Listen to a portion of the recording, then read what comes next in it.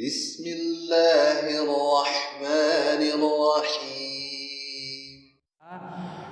Sekarang kita mau praktek memandikan jenazah. Ada waktu kita. Jadi anggap ini kain kafan sudah dibentang nih. Nanti saya tunjukkan juga. Sekarang jenazah ini diangkat, diletakkan. Posisi jenazah, kepalanya di arah kanan kita, kepala jenazah. Kakinya di arah kiri kita.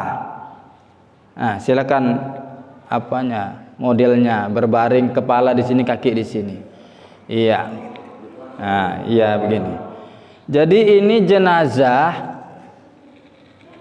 Tadi waktu dari ruang tamu orang pada berziarah, ini jenazah ditutup dengan kain.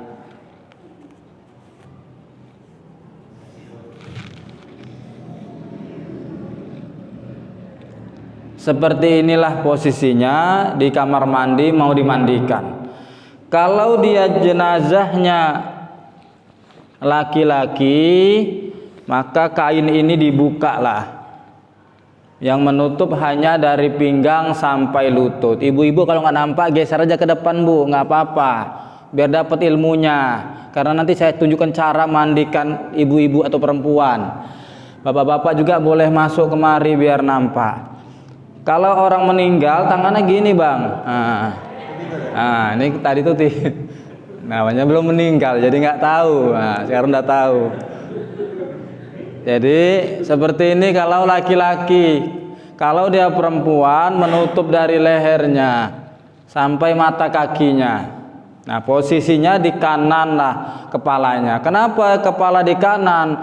Kenapa kaki di kiri? Tangan kita yang kiri ini nanti akan mengistinjakan dengan tangan kiri begini. Kalau posisi kepala di sana, susah ke tangan kita.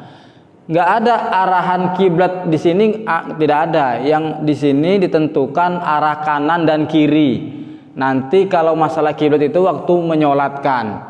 Nah, ini memandikan arah kiblat nggak ditentukan, tapi posisi kanan dan kiri menentukan cara istinja. Baik, ini jenazah laki-laki, posisinya seperti ini.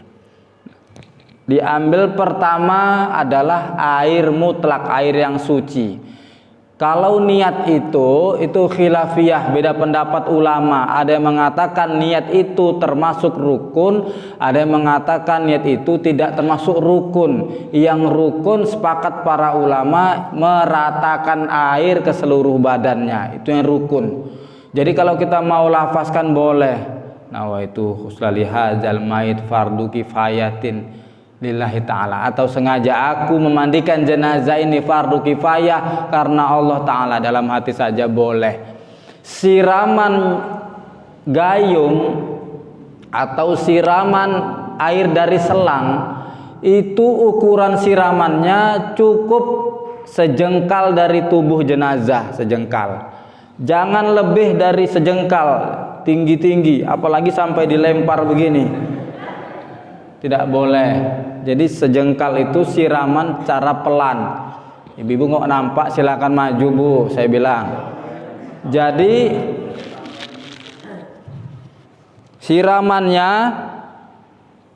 siraman pertama itu tahan dengan tangan kiri.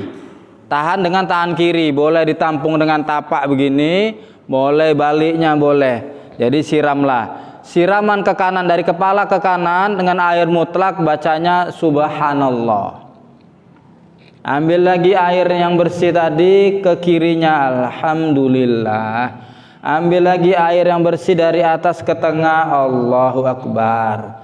Baru 3 kali, kira-kira udah rata belum? Belum. Boleh 5 kali, boleh 7 kali. Yang penting ganjel itu dapat pahala sunnah.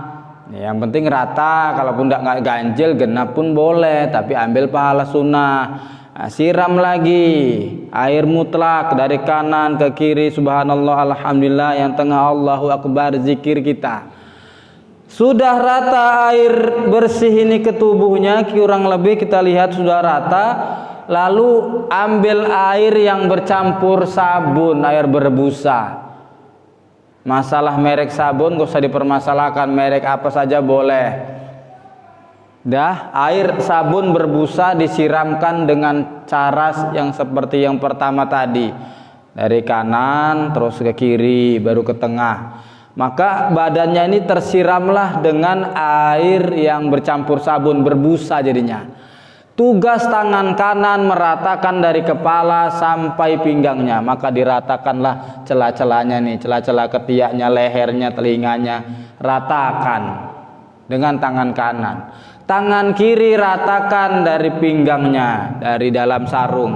Ratakan ini, air yang bersabun tadi. Rata sudah.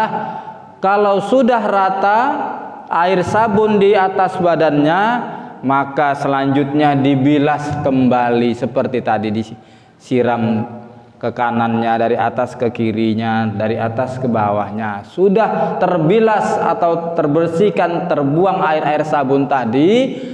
Sekarang selanjutnya bagian kanannya yang akan disiram. Mana kanan jenazah? Kanan jenazah berarti ini ya. Nah, kanan jenazah berarti ini. Maka kalau dia dibawa kemari, kemari dulu. Kanan jenazah berarti ini nih, diginikan dia. Kemudian siramlah seperti tadi, disiram 3 kali atau 5 kali atau 7 kali. Diambil air sabun 3 kali atau 5 kali atau 7 kali, lalu diratakanlah yang kanannya ini sampai belakangnya, lalu dibilas kembali. Sudah dibilas, jenazah dibersihkan yang kirinya. Mana kirinya? Ini kirinya nih, berarti miringkanlah ke kiri. Nah, dimiringkan, apa tidur aja biar nggak capek. Nah, lalu disiramlah 3 kali atau 5 kali atau 7 kali dengan air yang bersih. Lalu disiram dengan air sabun. Lalu badannya terlihat sudah berbusa. Diratakanlah ini sekarang yang kirinya. Masuklah tangan kiri kita ke belakangnya. Nah, sebelum dibilas, posisi seperti ini posisi enak untuk meistinjakan. Maka posisi seperti ini sebelum selesai, istinjakanlah duburnya. Disiramlah duburnya, disiram dengan air bersih. Lalu tangan kiri kita masuk ke duburnya, diceboin, diistinjakan dia belakangnya. Pastikan tidak ada warna-warna. Dilihat boleh merah, kuning, hijau. Oh, masih ada warna, belum bersih, bersihkan lagi. Sudah tidak ada warna, pastikan tidak ada baunya. Nah, sudah tidak ada bau, sudah bersih, boleh dicek, dilihat. Sebentar aja lihatnya, ngecek aja, jangan lama-lama. Oh, kayak gitu bentuknya, nggak perlu diperhatikan kali, cukup udah bersih sudah. Jadi sudah pastikan warnanya, pastikan baunya, nggak mesti dipastikan rasanya. Apa pula dirasa-rasa. Nah, sudah bersih, dibilas. Sudah dibilas, sudah bersih, jenazah kembali ditelentangkan. Dan kemudian istinja bagian depan, kubul. Tadi dubur, sekarang kubul. Nah, untuk itu disiram lagi lah pakai air bersih kubulnya, kemaluannya. Kalau laki-laki dan perempuan kan beda bentuknya. Ini belajar fikih, jadi tetap saya sampaikan. Cuma namanya nggak saya bilang, namanya kubul bagian depan. Mohon maaf saya, laki-laki ada buah pelirnya, itu pastikan lipatan-lipatan pada kulitnya itu kena air. Makanya tangan kiri kita meraba itu. Mohon maaf, penisnya itu ada lipatan-lipatan daripada kulitnya, pastikan kena air. Mohon maaf, belahannya pun itu dibuka sedikit, disiram air. Kalau laki-laki ini belum khitan, dibukakan dia, disiramkan dalamnya. Kalau udah khitan, alhamdulillah. Nah, pastikan bersih kemaluannya. Begitu juga dengan perempuan. Bagaimana cara istinjaknya perempuan, begitulah lakukan pada jenazah itu, istinjakan. Sudah bersih, dibilaslah. sudah bersih dibilas istinjakan, lalu pastikan duburnya tadi jangan-jangan keluar lagi, maka sunnah perutnya ditekan sedikit. Sunnah ditekan perutnya sedikit. Jangan kuat-kuat, membahayakan. Kalau kuat ditekan, itu dubur itu ibarat kalau kereta Honda itu udah dolmurnya itu udah nggak berfungsi lagi. Kalau udah keluar terus dia olinya, netes terus, bahaya. Nanti ujung-ujungnya dikasih kapas kan repot. Jadi kalau sudah tidak keluar sudah cukup. Nah, dengan posisi meyakinkan, kaki boleh dikangkangkan begini biasanya gitu, atau diangkatkan. Nah, sudah diistinjakan, kubul dan dubur, selesai tugasnya. Selanjutnya siwakanlah dia atau bersihkanlah antara dari pakai katembat tadi, dibersihkan. Mana tadi? Nah, ini dia. Nah, katembat ini. Ambillah 1 atau 2, bersihkan lubang telinga kanannya dulu. Lubangnya beserta samping-sampingnya. Udah kotor, ambil yang bersih. Untuk telinga kirinya sudah kotor, ambil yang bersih. Untuk matanya, rembes-rembesnya sudah, bersihkan juga yang kirinya. Ambil lagi yang bersih, lubang hidung kanannya, lubang hidung kirinya bersihkan, mana tahu ada kotoran-kotoran, upil-upil dan sebagainya. Lalu giginya, kalau terbuka mulutnya, nampak giginya, langsung giginya disiwakan. Sunnah sebenarnya kalau bagian gigi pakai kayu siwak. Kalau nggak ada, ini pun jadi. Kalau bibirnya sudah tertutup, giginya tidak nampak, nggak mesti dibuka-buka mulutnya lagi. Bibirnya saja pun nggak apa-apa. Jadilah. Kalau saat mandikan tadi mulutnya terbuka, ternganga, atau telinganya terbuka, memang terbuka lah telinga ini kan. Kita jangan sengaja mengisi air ke mulut, nggak boleh. Makanya sunnah bagian wajah itu ditahan pakai tangan siramnya. Walaupun sebenarnya orang meninggal ini kalau masuk air ke mulutnya itu nggak ketelan airnya, itu terbuang lagi karena tenggorokannya sudah sumbat dia itu. Disiram air tumpah lagi itu. Tapi jangan mentang-mentang sudah tahu kita nggak tertelan dia, kita isi begini pula, minum ya biar nggak haus. Nggak usah begitu. Begitu juga dengan telinga, diisi pun dia nggak akan masuk, dia terbuang itu. Beda sama anak-anak yang mandi di kolam renang itu, kalau masuk air kupingnya kan dung dung begitu kan, dia nggak, terus meninggal. Kemudian tugas kukunya, dilihat kukunya. Oh, kalau kukunya pendek-pendek gini, mudah, tinggal ambil aja, syarat aja sikit begini. Tapi kalau kukunya panjang, hitam-hitam, kotoran-kotoran yang hitam itu wajib dikerok, dicongkel, dibersihkan. Makanya jangan miara kuku. Kalau orang tua kita sudah sakit-sakitan, sudah tua renta, anaknya tengok-tengokkan kuku ayah tuh, potong-potongkan tiap hari Jumat, potongkan. Nanti takutnya dia garuk sana garuk sini, kukunya hitam-hitam, repot memandikan itu. Nah, kuku kakinya juga dibersihkan. Sudah. Kalau sudah, dibilas kembali dengan air yang bersih. Lalu ditambahlah dengan air wangi-wangian tadi. Air jeruk purut bolehlah disiramkan. Bekaslah, berjatuhanlah, kotorlah badannya dengan jeruk purut tadi. Lalu disiram dengan air kayu cendana yang sudah ratakan itu, dihaluskan itu, siram, berbekaslah ke badannya. Air kapur barus juga berbekaslah ke badannya. Tidak ditinggal itu, dibilas lagi, dibersihkan itu. Sudah bersih dengan air wangi-wangian, lalu dia diwudukan. Ini terakhir diwudukan. Cara mewudukan jenazah bisa sendirian, bisa berdua. Kalau sendirian, tangan kiri mengambil gayung, tangan kanan yang meratakan. Kalau berdua, orang yang menyiram, kita yang 2 tangan meratakan. sengaja aku mewudukan jenazah ini karena Allah Ta'ala. Sudah berniat kita, ratakanlah wajahnya 3 kali siraman basuhan, tangannya sampai siku disiram 3 kali, kepalanya disiram. Kalau wajah sama tangan langsung ke tangan kita, kalau kepala sama telinga kasih ke tangan kita, tampungkan baru ratakan. Telinganya kanan diratakan, telinga kiri, kaki kanan, kaki kiri, selesai. Jadi wudukan jenazah nggak ada kumur-kumur, langsung wajah, tangan, kepala, telinga, kaki, selesai diwudukan, lalu jenazah ini akan dibawa ke kafan.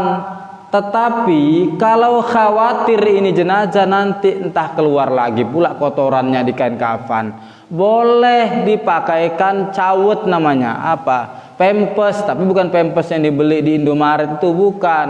Pempes buatan dari kain kafan. Itu pun kalau khawatir kita setelah disumbat duburnya takut keluar, dikasihkan kain itu. Kain itu sekitar 1/2 meternya, dikasih tali. Di dalam itu ada kapasnya, posisinya di duburnya, itu menjaga. Nah, sudah dipakaikan untuk menjaga boleh. Lalu ini kan basah ini tadi, ini kain ini basah nih. Ini udah basah badannya. Lalu bagaimana? Lalu dikeringkanlah, ambillah handuk, umpamanya ini handuk nih. Handuk ini dibentangkan lebar panjang, lalu dikeringkanlah, ditekan begini aja. Ditekanin. Nah, sudah kering, ambil yang bersih. Inilah dia kain yang bersih tadi. Tutuplah ke seluruh tubuhnya untuk mengganti yang kering. Tadi sudah basah.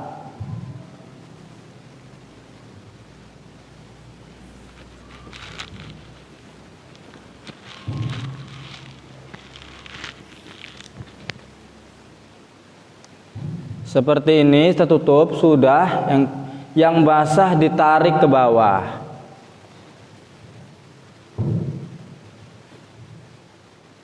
Jadi auratnya tetap terjaga. Ini sudah basah, tidak bisa digunakan lagi. Nah, ini yang kering tertutup. Nah, setelah itu panggillah yang mengangkat. Panggil yang mengangkat, angkat ke tempat kain kafan yang sudah dibentang. Nah, ini kan sekarang kain kafannya belum saya bentang ini. Jadi abang duduk dulu, saya bentangkan dulu kain kafannya ya. Nah, jadi sekarang kita masuk kepada bab selanjutnya, cara mengkafankan jenazah.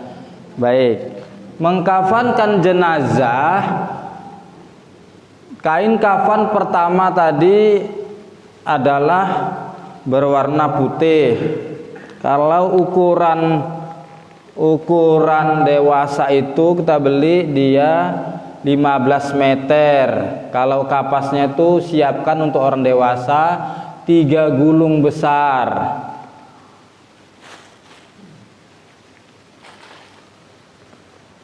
Saya keluarkan dulu kain kafannya.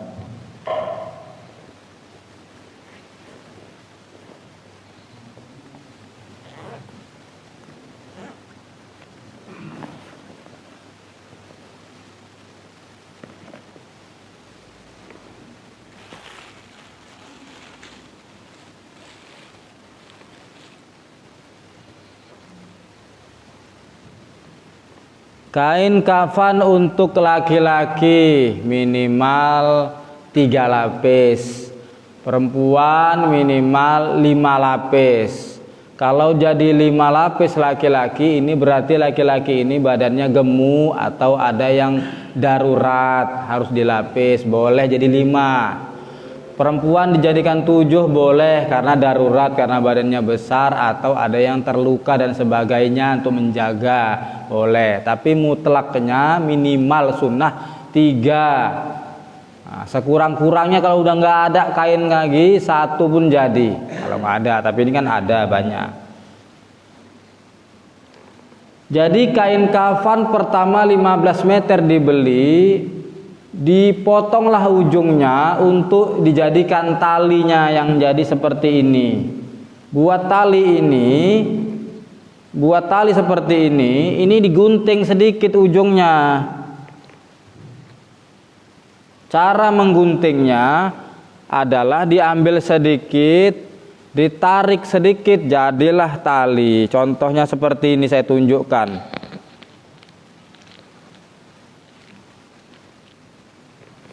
Potong sedikit, tarik sedikit, jadilah dia. Nah, tarik terus. Jadi tali. Buat ini sebanyak 5 helai tali. Dibuat tali seperti itu sebanyak 5. Pertama, ukurannya untuk kepala 1 meter untuk pocongnya. Untuk dadanya 1,5 meter. Untuk pinggangnya 1,5 meter. Untuk lututnya 1,5 meter. Untuk ujung kakinya 1 meter. 5 helai tali disiapkan. Dibentangkanlah talinya. Lalu dibuatlah kain kafan.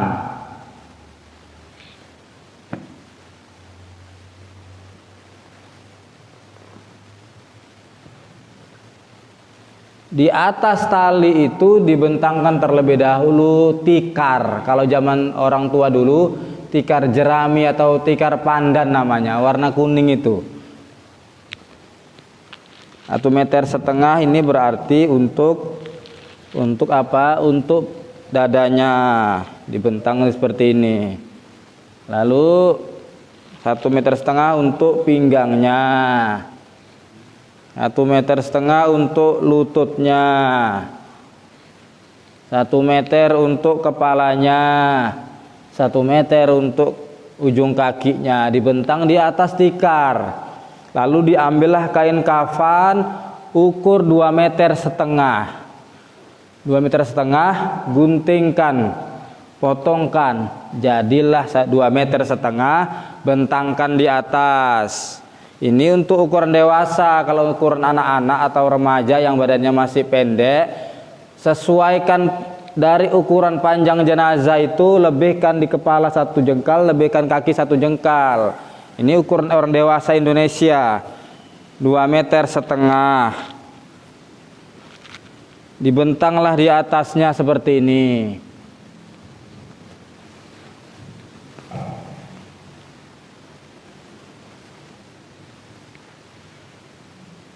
Nah, ini baru 2,5 meter. Tambah 1 lagi, 2,5 meter juga.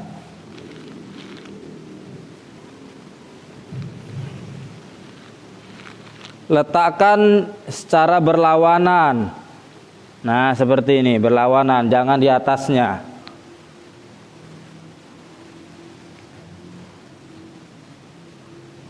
Nah, secara berlawanan, dirapikanlah. Nah, dirapikan sudah. Baru 2. Sekarang yang ketiga. 2,5 meter juga. Yang ini letakkan di tengah.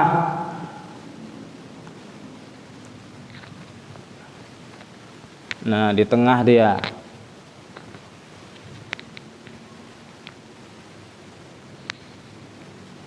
Nah, 1, 2, 3. Kira-kira ini khawatir jenazahnya agak gemuk atau ada yang luka, boleh ditambah jadi 5, boleh. Mana yang keempat? Yang keempat itu pertama adalah bajunya sepanjang 2 meter. Letakkan di sini dulu begini. Nah, ini dibuatlah masuk ke lehernya, ke kepalanya. Diguntinglah ini. Ukuran T 2 jengkal. Potong 1 jengkal. Potong. Nah, kemudian sarungnya, kalau tadi 2 meter, ini 2,5 meter. Diletakkanlah posisi sarung dari pinggang sampai lutut. Nah, di sini posisinya. Lalu 1, 2, 3, 4, 5. Boleh laki-laki 5 ini? Boleh. Perempuan ada tambahannya lagi boleh? Boleh. Apa tambahannya? Jilbabnya dibuatlah 2 meter, dijadikanlah segitiga, letakkan di atas sini kalau perempuan. Nah, laki-laki nanti boleh nggak pakai peci? Boleh, tapi peci putih. Peci putih, jangan peci hitam dia.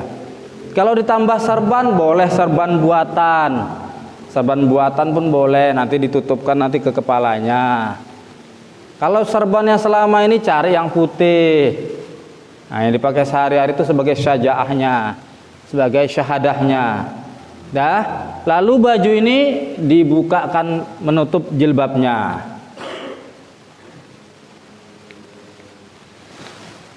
Sudah.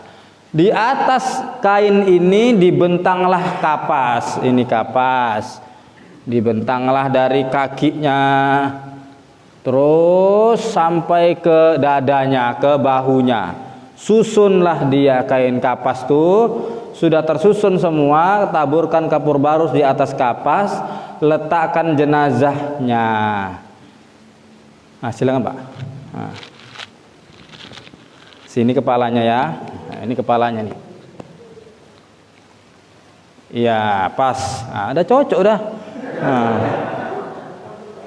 Jadi pas diletak tadi, kan tadi dari kamar mandi ada kain ini.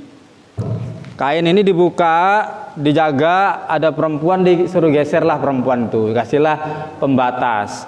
Ambillah kapas lagi, kapas seperti ini, tutupkan seluruh dadanya. Terus menutup tubuhnya, semuanya ini berkapas. Dibuka. Sudah berkapas semua. Yang pertama menutup itu kalau laki-laki sarungnya.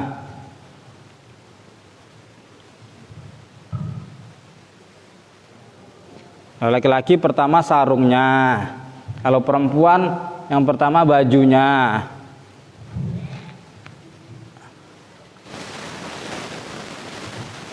Nah, seperti ini. Nah, sebelum ditutup semua itu biasanya disisir dulu, rambutnya disisir, dirapikan, dikasih bedak boleh, dikasih celak pun boleh. Yang nggak boleh dikasih lipstik. Nah, sudah. Mau langsung pakai jilbab pun langsung pada saat seperti ini. Nah, umpamanya begini. Nah, ditutuplah jilbabnya atau ditutuplah serbannya. Baru langsung dadanya. Nggak boleh berlama-lama. Ini dada nih.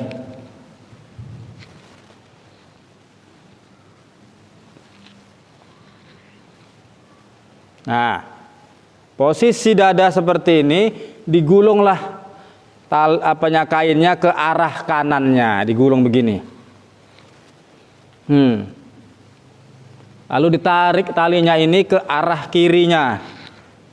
Dari kiri inilah diikatkan.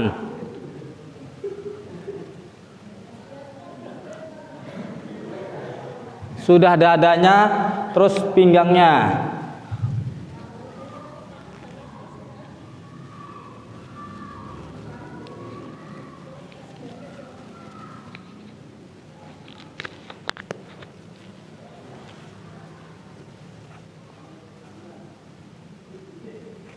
Setelah pinggangnya, lututnya.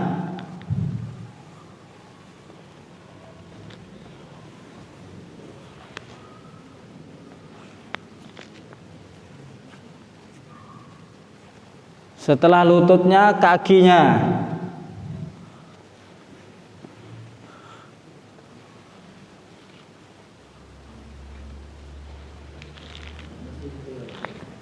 Ya, ikat, jangan ikat mati, ikat simpul aja. Jangan diikat mati, ikat simpul. Sudah selesai, sudah. Sekarang sebelum tutup wajahnya, dipanggillah istrinya. Mana istrinya? Keluarganya, anaknya, istri keduanya, istri ketiganya, mana tahu kan? Nah, sudah berjarah ya. Nah, sudah semuanya, sudah semua. Baru ambil kapas lagi, kapas. Tutup ke seluruh wajahnya. Setelah wajahnya tutup, baru ditutup kain semuanya.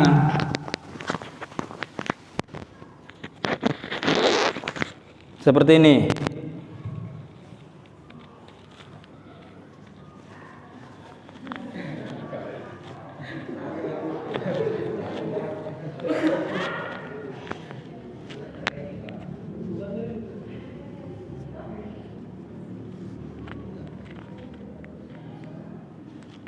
Dah selesai.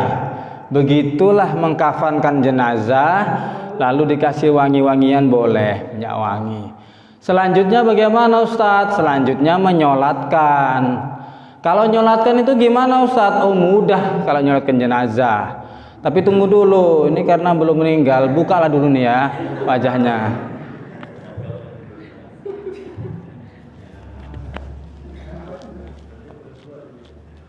Nggak apa-apa, bentar ya, sabar ya.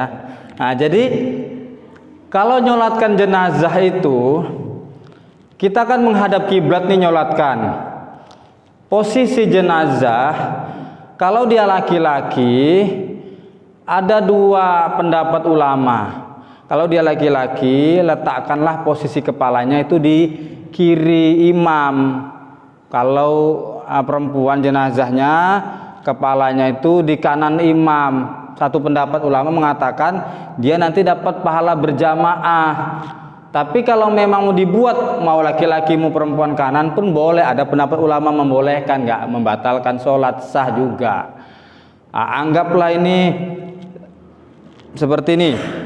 Sana kiblat umpamanya nih, sana kiblat. Saya berdiri, imamnya di mana? Kalau dia perempuan, imamnya mengarah perut. Kalau dia laki-laki, imam mengarah kepala. Makmumnya berapa orang? Minimal 3 saf. Buatlah 3 saf. Berapa kali takbir? Cukup 4 kali takbir.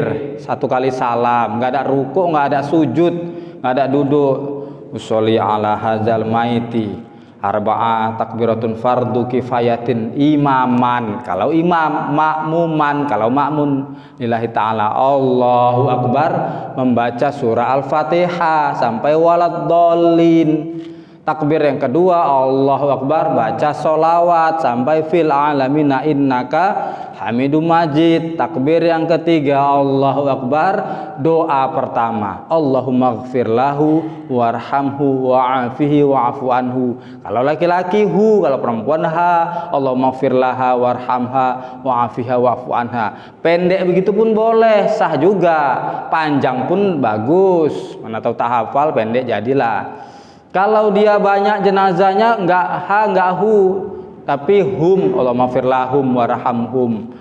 Kemudian takbir yang keempat, Allahu akbar, doa yang kedua ini sunnah, tapi dibaca lebih bagus. Allahumma la tahrimna ajrahu wa la taftinna ba'dahu waghfir lana walahu, dan seterusnya. Kalau perempuan jadi ha. Udah salam, assalamualaikum warahmatullah, assalamualaikum warahmatullah, selesai. Mau disaksikan boleh. Kaifa tasyaduna fi hadzal mait? Khair, khair kita bilang. Baik, baik. Udah, diteletakkan di atas kerenda, dibawa ke ambulan, berangkatlah ke perkuburan. Sampai di perkuburan, anaknya sudah di bawah menunggu. Jenazahnya ini anggap tadi ini kiblat nih ya, kiblatnya. Jenazah miring ke kanan, dimiringkan.